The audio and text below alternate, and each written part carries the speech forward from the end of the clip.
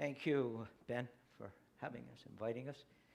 I'm a volunteer with CMI, a part-time speaker. We have 7 speakers across Canada. Our newest speaker is in Edmonton. He has his PhD in chemistry, and he was working in the oil industry. And after he'd done his BA, he was homeschooled, and the University of Alberta wouldn't accept him initially, but when he went into science there, he blew away the program. And when he went back to get his doctorate, they said, oh, it's you. You don't even have to do a master's degree. You can go directly into the PhD program. So he set quite the precedent. He's a brilliant lad. So what I want to deal with today is the debate with evolution versus biblical creation.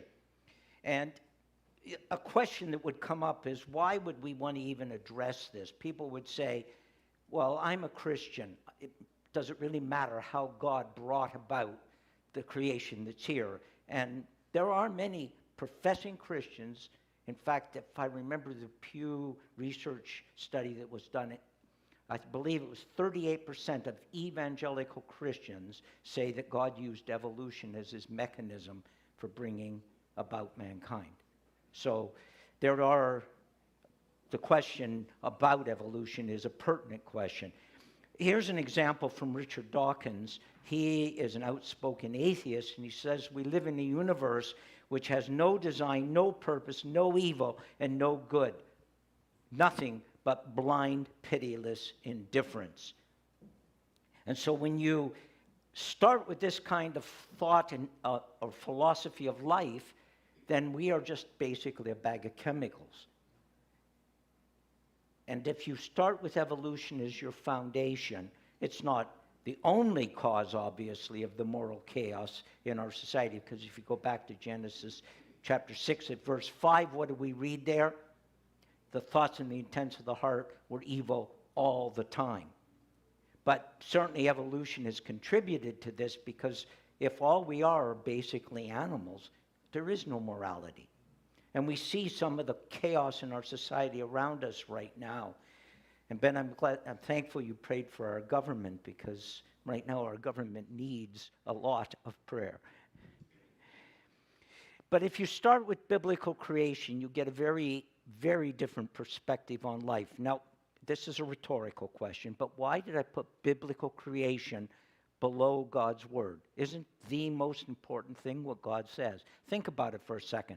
But in the first 11 chapters of Genesis, we find there basically the entire Bible in seed form. We see there, for example, the creation account. We see the introduction of sin and God's judgment on sin. We see the proto-evangel, which is in Genesis 3:15, the promise of the coming Savior, the Messiah. We have male-female relationships there, a marriage. We have a rule of law. You shall not eat of a particular tree, and so on. Why did I put the... Oh, and by the way, the meaning of life, I forgot that one, because in Genesis 1:26, mankind is given dominion over the created order. Why did I put biblical creation below God's word? What is the very opening words of the Bible? In the beginning, God created. Now, if you go to verse 3, we read, and God said. So the very first thing God wants us to know about himself is he's a creator. The second thing he tells us about himself is he's a communicator. That's the order that he presented. Now, it's fundamental that God is a creator. He opens the Bible with those words. In the beginning, God created. You go to Revelation. You are worthy, O God, to receive glory and honor. Why? Because you created all things. You go to Job, which is the oldest book in the Bible, complete book in the Bible. And after Job and his friends have their big debates, God steps in. And what does he say? Where were you when I created the universe? You go to Isaiah, you go to Jeremiah, you go to the Psalms. Everywhere, God defends himself against idols because he's the creator. End to end, God is the creator. It's the fundamental doctrine. I have 15 different talks. In one of my talks, I deal with how important the doctrine of creation is, basically for every other doctrine, is based on the doctrine of creation. So it's a very fundamental doctrine. So let's assume, for the sake of discussion, that we say, yeah, I believe God created, and we also have a Christian worldview. We are against abortion or medical assistance in dying or various other chaotic things in our culture right now. The challenge is that within the church today, there are many professing Christians who would say God used evolution, and they also believe in deep time. The idea that the earth is 4.5 billion years old and the universe is 13.8 billion years old. CMI's mission is to churches. That is our focus, although we will also speak in Christian schools when we're out on tours. But our focus is because we want to lay in the churches the foundation for biblical creation. And the problem is when the church follows the world in accepting evolution, then when young people go off to university, they are confronted by questions in their courses. I was speaking up in Aurelia a couple of years ago, and there were two young women there, both at Trent on their March break, and they were both in third-year chemistry. And I talked to them over the lunch afterwards, and I said, what was it like? And they said, well, in the first year, everything was pound, pound, pound evolution.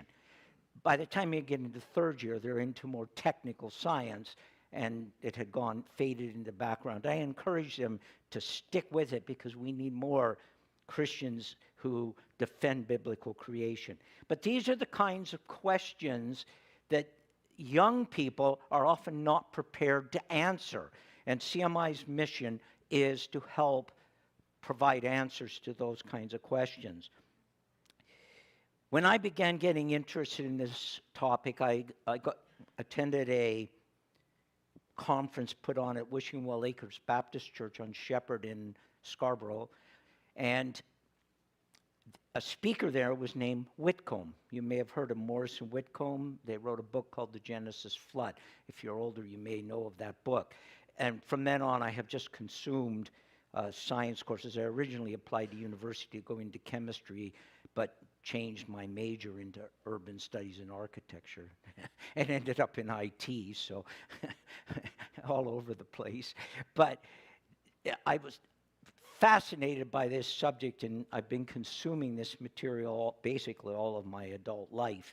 But what's interesting is what we have today available to us far, far exceeds anything that was available at the end of the 20th century. In the past 20, 25 years, the facts of science overwhelmingly support the Bible now. Absolutely overwhelmingly. So let's consider some of the evidence. Obviously, I have to be at a high level, and I was told to keep it short, which is always a problem because I have so much material. But let me start by defining evolution. If you get nothing else out of this talk, get this definition down because it will help you. I think there's something else later that you will remember, but let's try to get this definition. There are many people who have attempted to give definitions of evolution. I want to give you an evolutionist definition of evolution. So, what is evolution according to evolutionists? Well, we start with a single cell that can reproduce, that can move around, that can eat, and so on. And it can't be a virus. Anybody know why it can't be a virus? They need a host. Chicken and egg problem. So let's assume that it's some sort of bacteria. Let's assume that. So that single cell, the simplest bacteria that we are aware of today, that seems to meet the qualifications necessary for elementary life, has about 480 genes in it. Over time, according to evolutionists, genetic information has been increasing and increasing. And by the time you get up to all of the plants and animals and humans at the top of the evolutionary tree, you end up with a massive increase in genetic information. In the human genetic makeup, in our DNA and our genome, there are 25,000 genes. So we've gone from 480 to 25,000. That information has been increasing through roughly 2 billion years, according to evolutionists. Some of the species have died out, and they're found only in the fossil record. Some died out more recently, for example, during the Ice Age, like the saber-toothed cat, the woolly mammoth, and that kind of thing. And then there are the branches. These are the missing links. And this is not a term that creationists have invented. It is a term that evolutionists use. In fact, Stephen Jay Gould, who was a professor at Harvard, he spent much of his academic career trying to deal with the problem of the missing links. And he came up with a process called punctuated equilibrium, which we won't go into today. But here is Lynn Margulis's definition. She's no longer alive, but listen to what she says. Every form of life on Earth, oak tree, an elephant, bird, and bacterium, she didn't list humans in there, but presumably every form of life shares a common ancestry with every other form. So get this down. What is the evolutionist definition of evolution? Increasing information through time coming from an original single cell. That's important to get that. This is not evolution. When you see human breed or humans introducing different breeds, what happens when you do that? When you breed selectively, you lose genetic information. If you want a robust dog, what do you want? A mutt, because you bring together different genetic streams. But when you have a highly specialized, they've lost genetic information, and over time, the inbreeding causes them to deteriorate. This is not evolution. This is an original set of genetic information, whether it was the canine kind or the dog kind, but at minimum, the dog kind, canine kind that came out of the ark, had a broad spectrum of genetic information, and as you specialize down through selection, you lose genetic information. Here's another example on the plant side.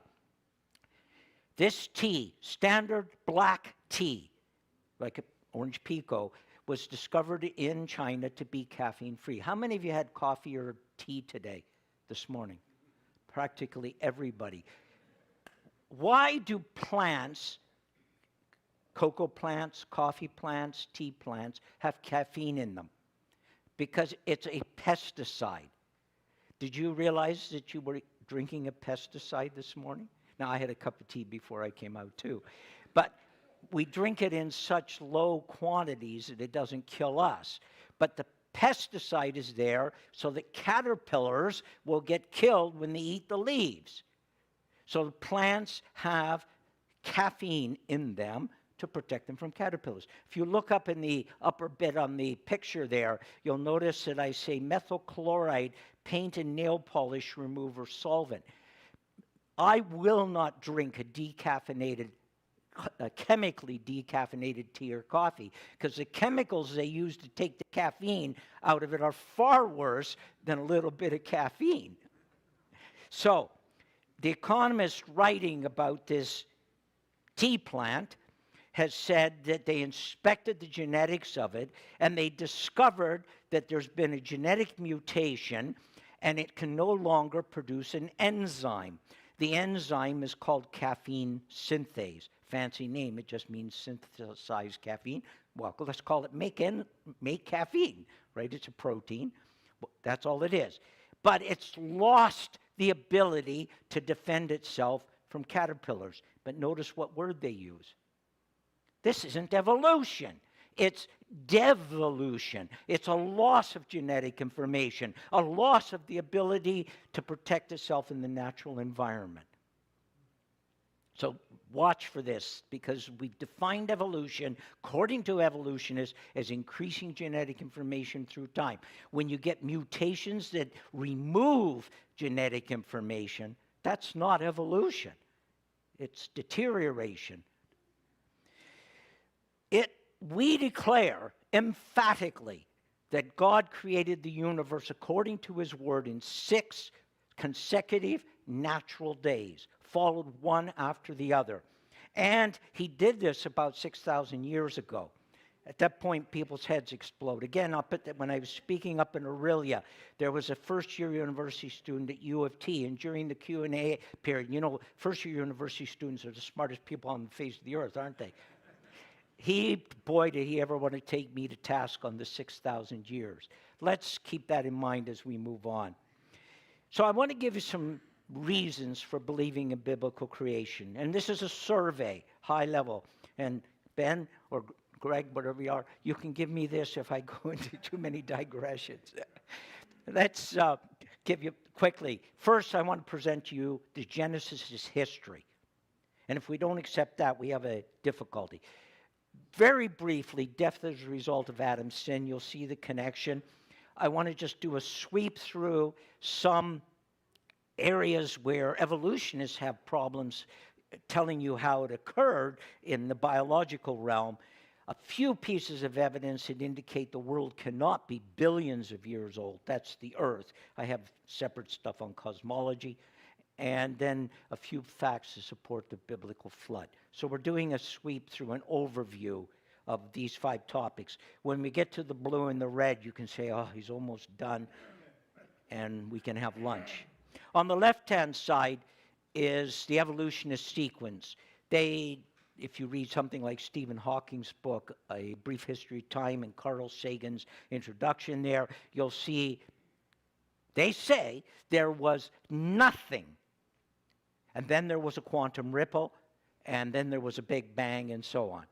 There was nothing. And then there was something interesting with nothing.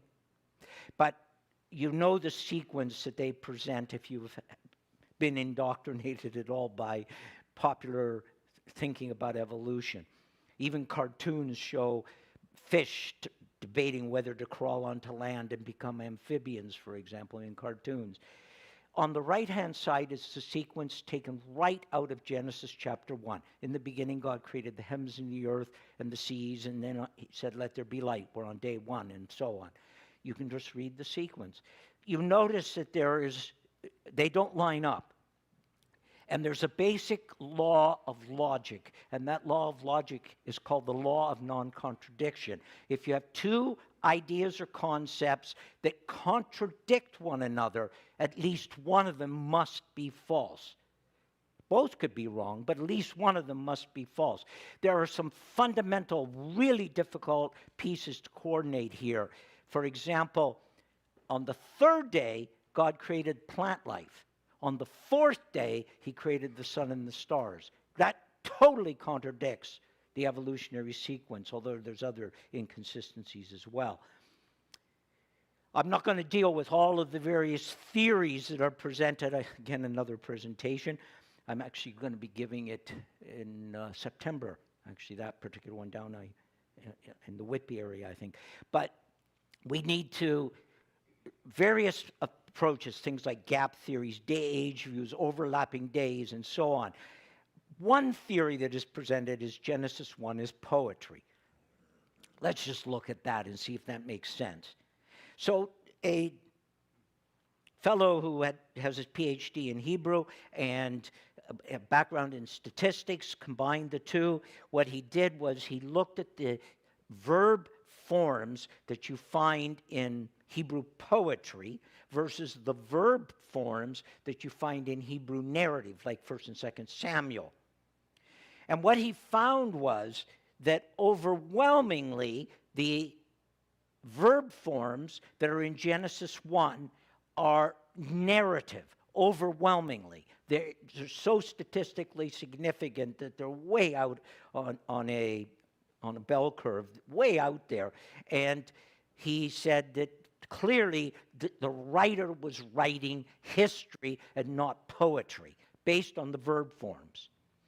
But it's also part of a historical chronology. It just starts off, God did this, he did this, he did this, and on we go, all the way down to chapter 11, where we encounter Abram coming on the scene. And we're told that God created it in 6 days. Why did he do this?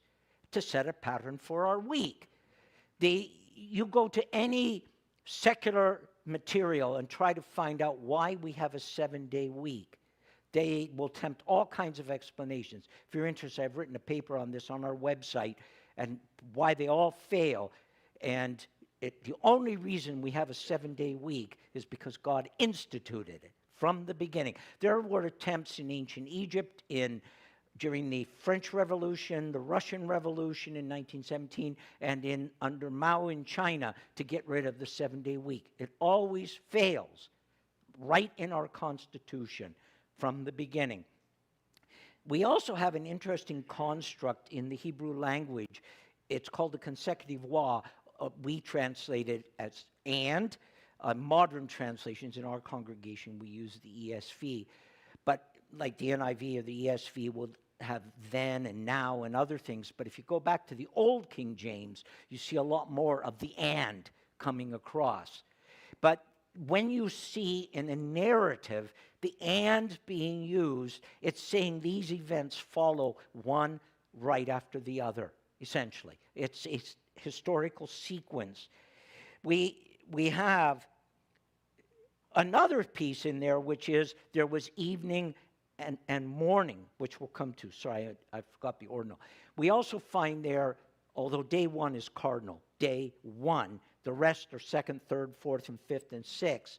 If you go to Numbers 7 and Numbers 29, what you find it's interesting, when the sacrifices are given, each day is first day, second day, and so on, that they gave the sacrifices. There isn't a theologian on the face of the earth who would tell you, well, these are not natural days.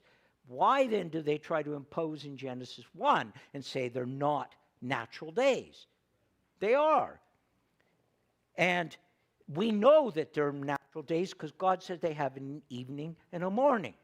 He's already telling us this. Now, he couldn't have said, well, they're 24-hour days. 24 hours, something that came along after the flood. Egypt, Babylon, Samaria, nobody's really clear where 24. Why 24 hours? If you go to the Swiss Watch website, they're suggesting we should have 10 hours in a day, 100 hours, 100 minutes in an hour, 100 seconds in a minute. It actually makes good sense. But you know, it's interesting. Evening and morning. Why evening and morning? We use a different terminology, don't we? We say morning and evening. We have been bamboozled by Roman mythology. What is it from the Hebrew that's important here? Well, think about it. God created the globe right at the beginning, and it's already spinning. And then he says, let there be light. It goes from darkness into light. There was evening and there was morning the first day. So we have God telling us that these are natural days. And then in Exodus 20, what we have is God in the middle of the 10 Commandments said, this is what I did, therefore you shall have 6 days of work and 1 day of rest. If God didn't do this, then in the 10 Commandments, he's basically lying. Not a good place to lie. And then Jesus places man's creation chronologically at the beginning, not 13.8 billion years after. I have to tell you, one little guy came up to me after one time. He's about 6 years old, and he said, Mr. Hughes, you lied. Whoa, what did I say wrong? And he says, man wasn't created at the beginning. He was created on the 6th day. You're absolutely right. Smart kid. So, and the rest of the Bible, you really need to see this, how often the Bible defends creation account throughout Scripture. So, I spent the most time on this topic because if we don't get this one right, literally, close your Bibles. It's that important. Everywhere, God defends himself as their creator. Second topic, very briefly, death was introduced by Adam's sin. So at the end of the creation week, God saw everything he made and he declared it to be very good. But if there's been, since the Precambrian and Cambrian layer about 540 million years ago, according to the evolutionists, in the fossil record, in the sediment layers, there are all kinds of examples of decay and destruction and death and disease in that fossil record. I do not know how you can define the word good with all of that in the fossil record. Well, the reality is that it was Adam's sin that brought death and decay. Genesis 3, look at verse 19, that brought death and decay onto the created order. And Paul says in Romans 8 that the whole creation's groaning, waiting for its redemption. And so every single fossil must have been formed after Adam sinned. It's that simple. And so if you want to explore this in more detail, we have a Creation Magazine live episode that deals with this. We've been putting out Creation Magazine live episodes. They're half hour. They used to be broadcast on television, but the CRTC has basically made it very difficult for Christian broadcasting. But now with the prevalence of other media, we're able to get that out. But this episode deals with that. We just, in the next day or two, we're putting out a new episode, which will be on the Ice Age, if you're interested. It'll be coming shortly. I just saw the preview of the final cut of it. I wrote the script for this one here on Did the Animals and also on the Ice Age. I have another one coming up on Garden of Eden, but these scripts. So you can explore that topic in more detail. Because, by the way, it's important in many academics in the Christian seminaries and so on are trying to say that death came upon humankind only, but not on animal kind, on what in the Hebrews, in the Feshakaya, the breathing creatures, the living creatures. So we have to deal with that. Third topic, a brief sweep through some things that is difficult for evolutionists to explain. The challenge isn't the hardware, the challenge is the software. So the hardware is basically the chemical components that are used to make up DNA. And those, and I'm trying to keep this simple, but they're called nucleotides, and there are basically four of them. A nucleotide is made up of a phosphate, a nitrogen group, and a sugar. Did you know that in every single one of your cells with DNA, every single nucleotide has sugar in it? So you're all sweet. Right, of course. So these nucleotides are used to code DNA. How many of these nucleotides do you think we need to put together to create the human genome? 3 billion of them. You have to string these together to spell words and sentences, and on we go. That's the problem. It's writing the software. It's not the hardware. The hardware is impossible, by the way, to come together spontaneously. But it's the software that is the problem. And I've written software for over 40 years. Recently, I've been writing some code in Java. I've done all kinds of different languages. But I know how complex it is to write a defect-free piece of software. But imagine what DNA is like, orders of complexity beyond anything that humans can put together, even than the Windows 11 operating system. So Paul Davies, a physicist, said, how did nature fabricate the world's first digital information processor, the original living cell? From blind chaos of blundering molecules, how did molecular hardware get to write its own software? Now, I'll make you a wager. I'll have to sell my house in Scarborough for this if it comes true. But I'll pay you $1 million if you can bring to me and say, look, my cell phone just wrote its own app. Come on, we know common sense. Hardware does not write software. It comes from human intelligence or divine intelligence. It's that simple. So, right there we have a fundamental problem. Where did the information come from at the very bottom? But beyond that, the complexity of DNA is astounding.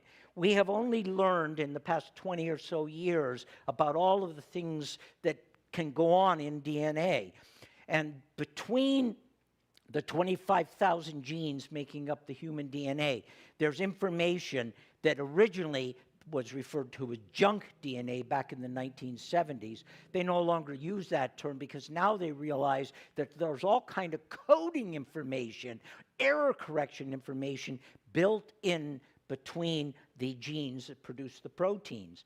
And it is astounding what goes on inside of DNA. I'll give you a couple of examples. One example is that if a woman were to conceive on a very high altitude, say in the Andes or the Himalayas, the epigenetic information, that is between the genes, will sense atmospheric pressure, and that child will be born with larger lung capacity, built into the DNA.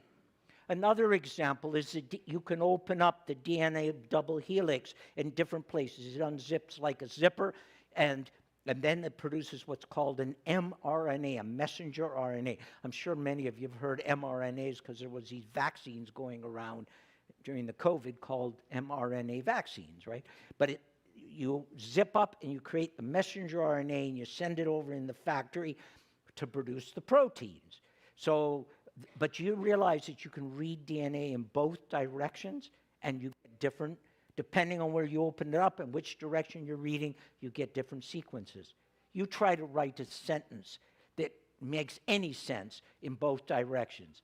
It's really hard to do. This one I'm going to use an example. It may initially sound a little risque as I started, but you'll get it in a moment. There's a young man, and he sees the most beautiful naked woman being brought to him. And he goes up to her and he says, "Madam, I'm Adam." That's a palindrome where you can read it in both directions, right? And they were both naked at the beginning until sin came in, right? So I'm not saying anything that's wrong. But there's others that I could go on and give you examples, but they're hard to write. A palindrome. For a single word, race car is an example. You can read in both directions. Actually, for any of you historians, this one might twig you. A gentleman being exiled in Europe, he said, "Able was I ere I saw Elba," when Napoleon was exiled. Anyway, so if there's anything that declares made by God, it is DNA. And we've only discovered a lot of this complexity in the last 20, 25 years. Take it up a level. How did cells get nucleus? If you want to stymie a biologist who says he's an outspoken evolutionist, just ask him a simple question. How did cells get nucleuses? They can't tell you. Take it up a level. How did multicellular life come into existence? Remember, everything came from a single cell, according to evolutionists. How did multicellular? We're made up of roughly 250 different kinds of cells. How did these cells come into existence from the original cell? And then how did they start to work together? Do you know if you cut your finger immediately, electrical and chemical signals are sent out, and the body's saying, "Guys, I need some coagulant over here, and I need it quick. Now I need some subdermal. Oh, I need a dermal. Oh, I need a hair follicle." How do they learn to talk to one another, right? Multicellular entities. Let's take it up a level. If you have an amoeba, they duplicate their chromosomes, and then they split. But in sexual reproduction, you get 2 sets of chromosomes. In the human DNA, in cells, we have 23 paired, and we get one from our mother and one from our father. Different animals have different numbers of chromosomes, but in the human, chromosomes 23. How did cells agree to work together with 2 sets of chromosomes? Take it up a level. even if a viable form were to suddenly come into existence that had the male reproductive organs at the same time, in the same location, one would have had to come into existence with the female reproductive organs. Well, we know the answer. God created them male and female by their kinds. Let's take it up a higher level now.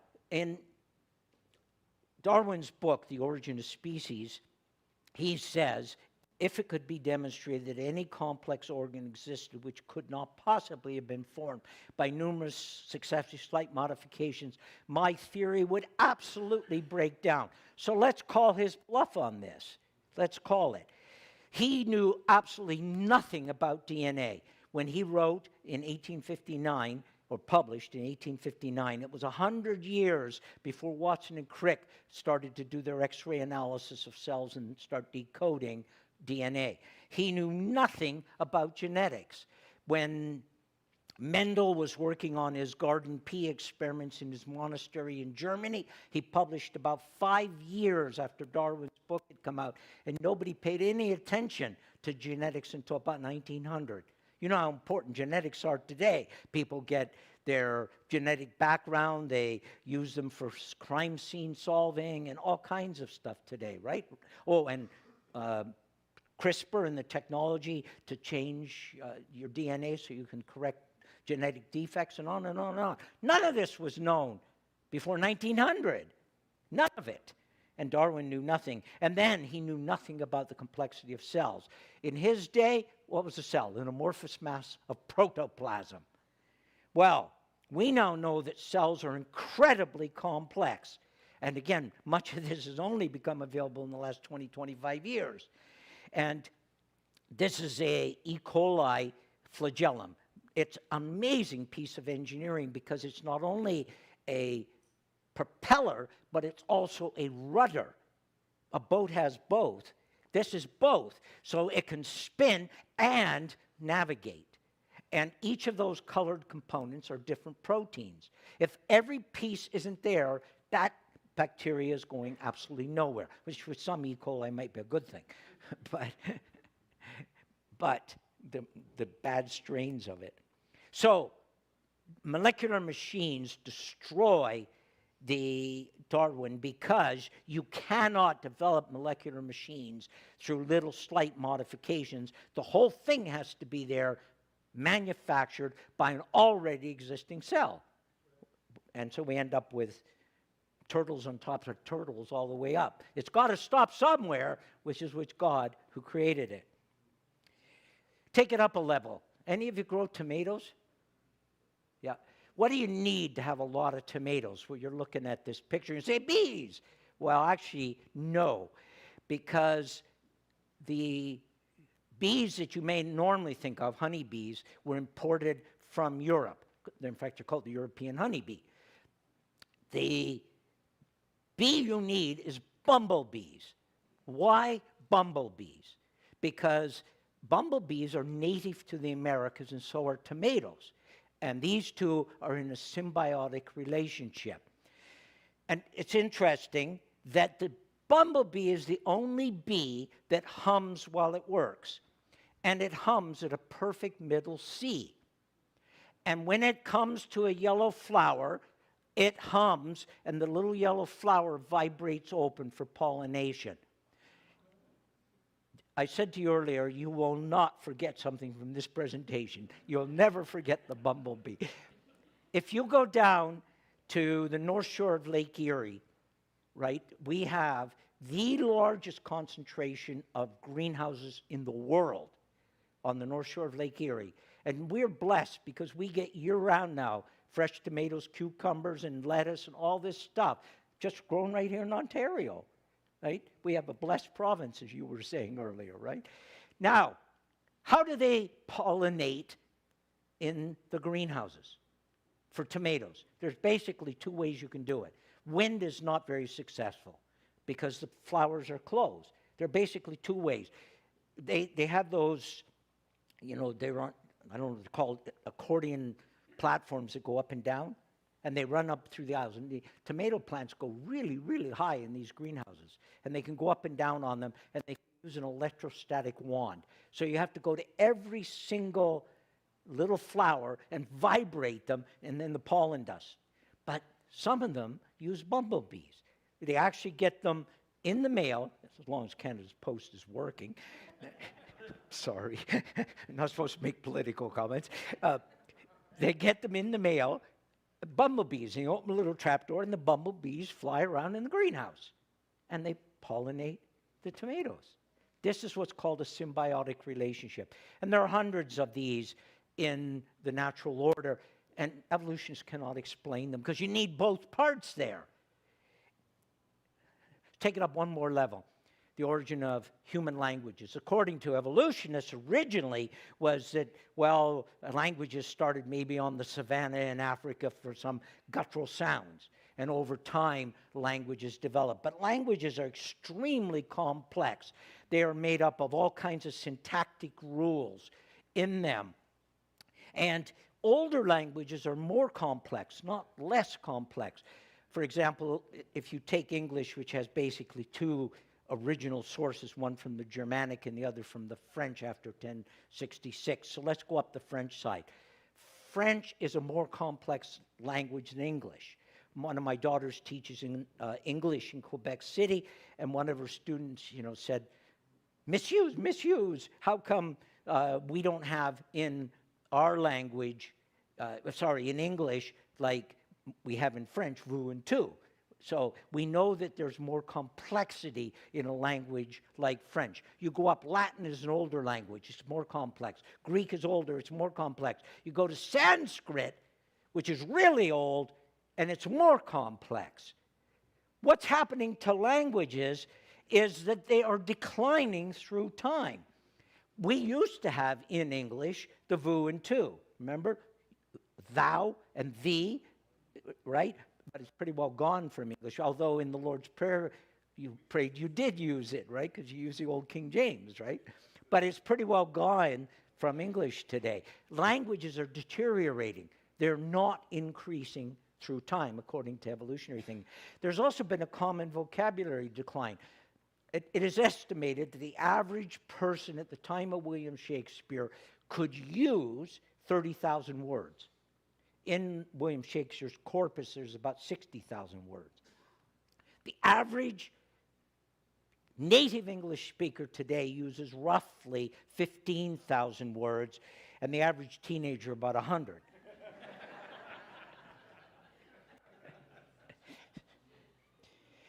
So they attempted for a number of centuries to come up with that common original proto-language at the root of the trees. Long ago, they gave up that now, and they basically talk about the bushes of languages, and there are over 50 different completely distinct language families. And around 2200 BC, suddenly a whole bunch of languages appear in the historical record, just suddenly pop into existence. Well, again, Genesis 1-11. We know the answer from the Tower of Babel. You see how fundamentally important coming at everything we see through the perspective of Genesis 1-11. And so human language actually confirms the biblical account. There is decay going on, and the Tower of Babel, rather than challenging it. Just a few pieces of evidence to indicate the earth cannot be billions of years old. And I have another whole hour of detail on this, so I'm only going to deal with very few examples. I mentioned the DNA, nuclear DNA. Now, some of our cells, most of our cells, a few don't, but most of our cells have another piece of DNA in a component called the mitochondria. And the mitochondria is basically the central processing unit for cells that are manufacturing other cells, other proteins, and so on. The interesting thing is that there is a little bit of DNA in the mitochondria. It's a ring of DNA. It has 39 of the genes in it versus the 25,000 in our nuclear, and about 16,600 nucleotides versus 3 billion. So a little tiny ring of DNA. But there's not two copies like there is in our chromosomes in our nuclear DNA. We inherit our mitochondria DNA only from our mothers. We don't get anything from our fathers. And the human race has essentially identical mitochondria DNA, almost identical. But you know there are 3 basic strands of mitochondria DNA. Do you know why? Because of the wives of Shem, Ham, and Japheth. After Adam and Eve sinned, mutations start to creep in, and their decay is starting. And by the time you get down to Shem, Ham, and Japheth's wives, you end up with slight variations in their mitochondria DNA. Now, we're only talking 16,600 nucleotides, so you can decode that rapidly today. What's interesting is that the geneticists actually can tell what the original composition of those 3 wives. Now, you can't map them to Shem, Ham, and Japheth because you don't know which woman was married to which, so don't start speculating on anything, but you can't map that. But they can also take it back one layer further and identify exactly what Eve's original mitochondrial DNA looked like. And you know what they call it? Mitochondrial Eve. They even use the word Eve, but they don't believe in the biblical Eve. What's interesting, though, is the studies were done at the end of the last century looking at how fast the mutation rate is going on in the mitochondria DNA.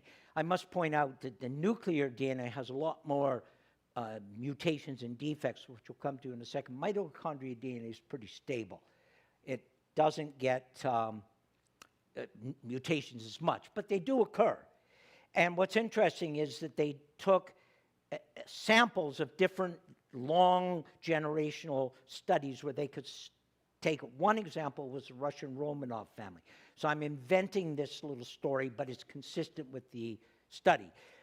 Picture that in 1850, Princess Katerina's hairbrush was put into St. Petersburg Museum. And you can take a hair follicle off of that brush, and that little follicle at the end has mitochondria DNA in it. Now you know who her great-grandchildren are. We can pluck a hair from that and compare the mitochondria DNA between the two. Oh, so there have been a few mutations across multiple generations. Well, the study was expecting very slow mutation rates because they think the humans, Homo sapiens, have been around for maybe 200,000 years, and Homo habilis or something like that, 1.2 million years. But Ann Gibbons said they were stunned to find 10 base pair changes, which gave them a rate of 1 mutation every 40 generations. So the problem, she points out, is the mitochondria DNA rate is too rapid to support evolution. Because if we've been around for hundreds of thousands of years, there should be a lot more mutations than they're finding. And she says the measured rate indicates that mankind's only been on the earth for 6,000 years. Wow is right. But then she goes on and said, but nobody believes that. Anyway, I don't want to digress, but there are other examples of mitochondria DNA beyond human DNA, brewer's yeast and fruit flies and so on, where they also converge around 6,000 years. So that's an example. Another example I mentioned is that there are mutations occurring in the nuclear DNA. And they are overwhelmingly negative. The evolutionists will tell you that to create new genetic information, you need mutations, and they have to be positive and be selected. But overwhelmingly, they're negative. The interesting thing is that they're accumulating in each generation. And Sanford, and I have 3 copies of his book out there called Genetic Entropy. He was a professor at Cornell, a leading geneticist. He actually became a Christian later in life, and his whole worldview changed. But he indicates that the mutations are accumulating in each generation. Now, not all of them appear to be deleterious. Some of them may be benign. So if you have a paragraph of information and you have one spelling mistake in it, pretty well you can make it out. But some spelling mistakes may be fundamentally important.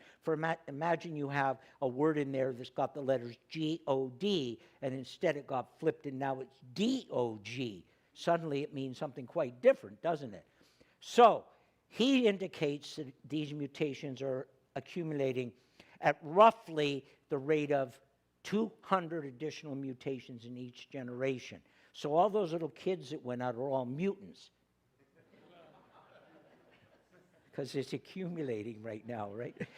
So it's getting worse and worse. In the human population right now, there's roughly 1,000 genetic diseases, and it's getting worse. Now, we have technology that can help that, like the CRISPR technology can actually go in and correct mistakes in reproductive mistakes in the DNA, and you can deal with them. Lactose intolerance is an example of a genetic mutation, as an example. Some are not as bad as others. Sanford predicts that in roughly 300 generations, the human population will go extinct because of the genetic entropy. The decay will have increased so much. Now, we're roughly 200 generations since Adam. We don't have to worry about this. Christ is going to take care of this long before the human population. And why do we know that? Genesis chapter 9, where we're promised that God will not destroy the human population again, as long as time. So, again, Genesis is 1 to 11 is important. We have examples of soft tissue that was found. Mary Schweitzer was one of the first to write about this in the Smithsonian, and indicated she'd found blood cells and so on in T-Rex bone. And after it was published, many of her peers, evolutionists, said, well, that's impossible. You can't have organic material in bones that have been buried for 65 million years. And so many, many examples have been found. We have well over 100 examples of papers dealing with dinos and then with other animal kinds from the fossil record where there is soft tissue. This will not support burial 65 million years ago, but much better support for the flood that occurred roughly 4,400 years ago. Another example is the Earth is a big giant magnet. A current is running around it. And the Earth's magnetic field protects us from cosmic rays. Also, animals use it for navigation purposes. Sea turtles, birds, and so on. Did you know that dogs can also use the Earth's magnetic field to navigate? If you're interested, I've written a paper on that on our website, but it's fascinating. They attach GPS devices to dogs, got them all disoriented, put them out there, and watch how they align to the magnetic field, and they found their ways home. They can smell your unique combination of your house up to 15 kilometers away. So this, of course, that's only mutts. Very high specialized, very high specialized dogs may not be able to do that. So, but the Earth's magnetic field is decaying.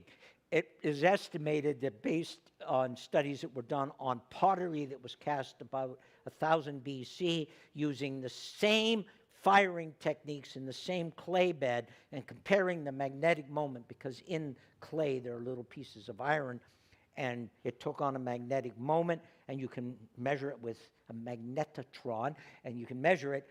The Earth's magnetic field is decayed by 40% in 1,000 years. If that projects out, there will be no magnetic field left in roughly 1,000 years, and we won't be able to go outside because we'll fry from the cosmic rays. So people say, well, if you bring this up with a typical geologist or physicist, they'll say, oh, the Earth's magnetic field must rejuvenate. Well, have you ever seen it? No. Well, why must it? Well, the Earth is billions of years old. It's called circular reasoning. But notice what one paper said. Our planet's protective shell isn't quite what it used to be. Over the past 2 centuries, its magnetic strength has taken a nosedive, and nobody has the foggiest idea why. Well, that's not true. I know why. The Earth is decaying. And that's what Paul tells us. It is waiting for its redemption in Christ. And the earth just isn't old enough to support evolution. It's that simple. Quick sweep through one other important topic, which is the biblical flood. You try to explain mass extinctions using any current geological or climatological or meteorological phenomenon. Just try to explain it with that. How do you get mass extinctions? Well, you get an asteroid. Well, how come the dinos died up but not the mammals and the reptiles? Just as an example. Worldwide sediment layers. You can line up Brazil and Africa, and much of the way up, the sediment layers are the same.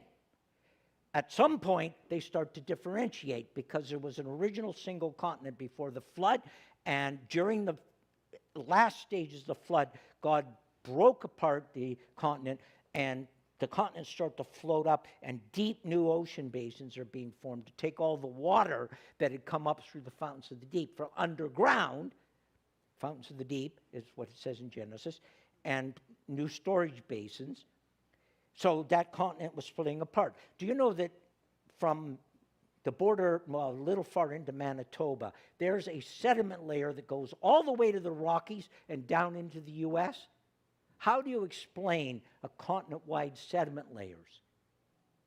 From what? A river delta? Right? Only the Genesis flood can explain it. The Grand Canyon wasn't formed by the Colorado River running down through and carving it out over millions of years. The soft sediment at the end of the flood had not yet formed into rock, and the massive runoff of the water, the continent-wide layer of water, starts to go into a new forming Pacific Ocean basin as it's being pulled down, the continent is being sucked up, and all that water carved the canyon, and then the Colorado River followed the path of least resistance. We have an example of how sediment can be formed almost instantaneously. In 1980, when Mount St. Helens exploded, the sediment came rushing down, and notice how it got layered there, very similar to a canyon. 5 years, that was hardening into rock. So that's just one little micro example. Rapid sediment deposition, the presence of ripple marks and footprints and so on. If those layers were laid down over millions of years, that surface would have long ago been eroded away. Those sediment layers had to be laid down by fairly gentle increasing as the water is going up and up, and the currents are going back and forth. Michael Ord, one of our scientists, he's written on that, like how Genesis flood shaped our earth. In fact, I have a new book out there called Geology 101, written by him and Robert Carter, who together. But we also see in the sediment, soft tissue marks are preserved, like the skin, not that the skin is still preserved, but the marks are. This can only occur if sediment's laid down quickly. And in the canyons, we see razor-thin layers.